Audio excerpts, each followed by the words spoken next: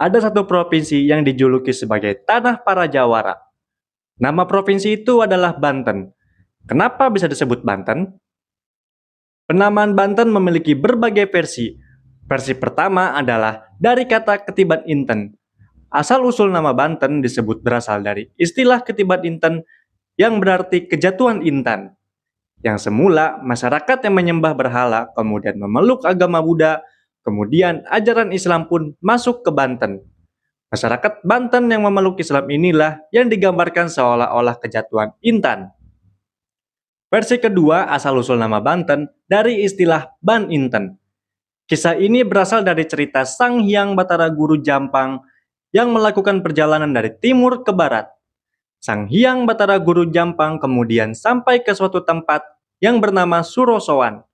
Tibanya di Surosowan, Batara Guru Jampang duduk di atas batu yang kemudian dinamakan Watu Gilang.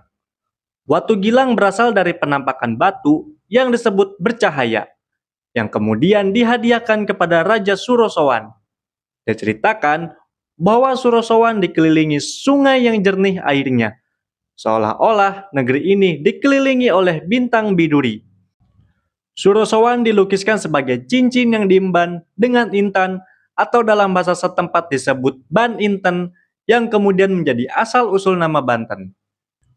Versi ketiga asal-usul nama Banten berasal dari kata bantahan. Ceritanya berawal dari kisah tentang masyarakat yang waktu itu tidak mau tunduk pada peraturan yang telah ditetapkan. Aturan yang dimaksud adalah aturan yang dibuat oleh Belanda ketika tengah menjajah wilayah Banten. Walaupun begitu, asal-usul nama Banten diperkirakan muncul jauh sebelum berdirinya Kesultanan Banten.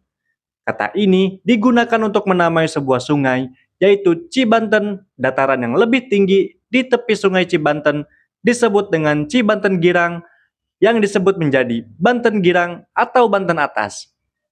Pemukiman yang ada di wilayah ini sudah ada sejak abad 11 sampai 12 Masehi. Bahkan pada abad 16 Masehi, daerah Banten Girang berkembang pesat ke arah Serang dan ke arah pantai. Dan daerah pantai inilah yang kemudian menjadi lokasi berdirinya Kesultanan Banten yang didirikan oleh Sultan Maulana Hasanuddin. Next, kita bahas sejarah apa lagi? Coba tulis di komen.